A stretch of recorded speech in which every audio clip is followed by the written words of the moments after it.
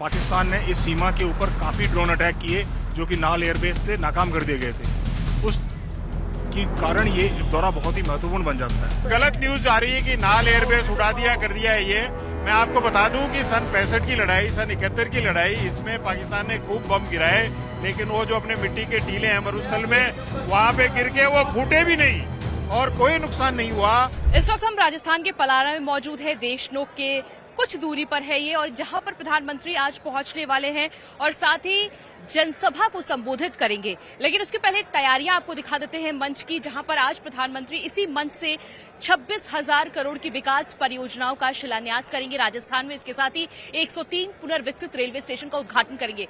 लेकिन आज खास मेहमानों को भी बुलाया गया है और जनसभा में जब संबोधित करेंगे प्रधानमंत्री को सुनने के लिए राजस्थान के कोने कोने से लोग पहुंचे हुए हैं। लेकिन पूर्व कर्नल भी आए हुए हैं, क्योंकि कहा जा रहा है कि आज इस मंच से प्रधानमंत्री नरेंद्र मोदी एक कड़ा संदेश दे सकते हैं। क्योंकि लगातार जब ऑपरेशन सिंदूर के बाद पाकिस्तान ड्रोन से हमले कर रहा था, तो बीकानेर के पास नाल एयरबेस भी हमला करने की कोशिश किया था, जिसे सेना ने नाकाम किया था। और पाकिस्तान ये दावा कर रहा था कि नाल एयरबेस उन्होंने उड़ा दिया, लेकिन ऐसी कोई भी खबर नहीं। इसलिए एक स्ट्रांग मैसेज होगा प्रधानमंत्री की तरफ से। उसके पहले यहाँ पर आप देखिए तमाम लोग मौजूद, उनसे बात करते हैं। प्रधानमंत्री का ये दौरा कितना आपको लग रहा है जरूरी था और कितना महत्वपूर्ण है?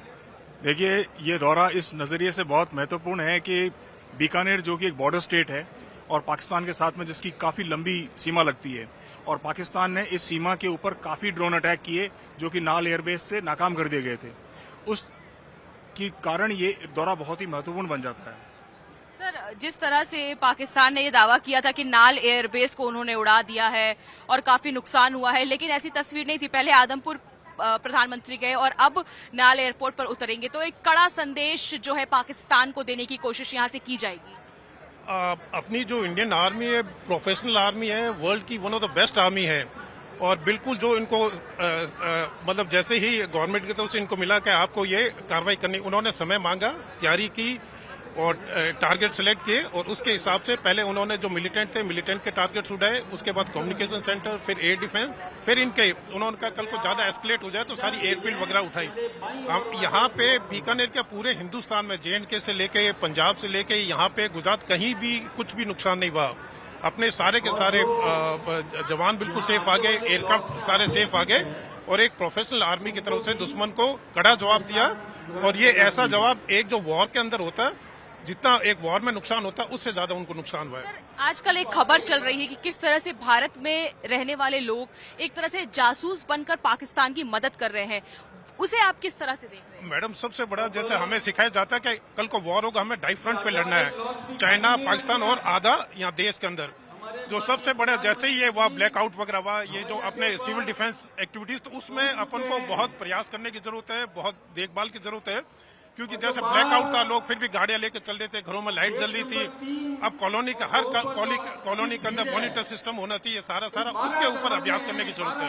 आजकल जासूसी की खबर चल रही है, किस तरह से पाकिस्तान की मदद बहुत सारे इन्फ्लुएंसर्स ने की। आपको क्या लगता है कि इस तरह की घटना पे रोक होना चाहिए? ये बहुत ही दुर्भाग्यपूर्ण है कि जिस आप थाली में खा रहे हैं आप उसी में छेद कर रहे हैं। तो जो हमारी जनता है, जो हमारे भारत के रहने वाले हैं, उन्होंने ये कार्रवाई बिल्कुल नहीं करनी चाहिए और देश में जो है वो सहयोग देना चाहिए, ताकि देश मजबूत हो और अपनी कार्रवाई जो है वो दुश्मन पे जो है वो केंद्रित करे, ना कि अंदरूनी उसको उसमें अपनी जो है एनर्जी वेस्ट करनी पड़े। प्रधानमंत्री का ये दौरा कितना महत्वपूर्ण आप मानते हैं? क्या किस तरह का संदेश आज मंच से प्रधानमंत्री दे सकते हैं? ये बहुत ही गौरवपूर्ण है कि प्रधानमंत्री जी आज देशनोक और पलाना में आ रहे हैं और आमजन को संबोधित कर रहे हैं। और ऑपरेशन सिंदूर के बाद में बहुत ही जरूरी था ये, क्योंकि बीकानेर जो है वो बॉर्डर एरिया है और यहाँ की जनसभा को जो है संबोधित करके और उनको मोटिवेट करके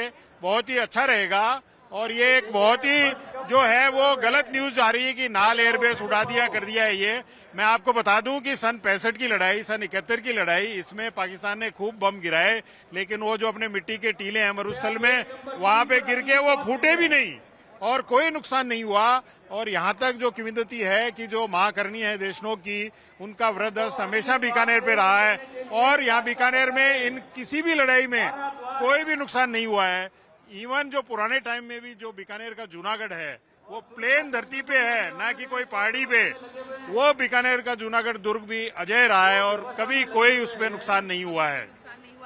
तो आज प्रधानमंत्री पलाना से एक कड़ा संदेश दे सकते हैं। नाल एयरपोर्ट पर उतरेंगे, नाल एयरबेस के ठीक पास है, क्योंकि पाकिस्तान ये दावा कर रहा था कि नाल एयरबेस को पाकिस्तान ने उड़ा दिया है।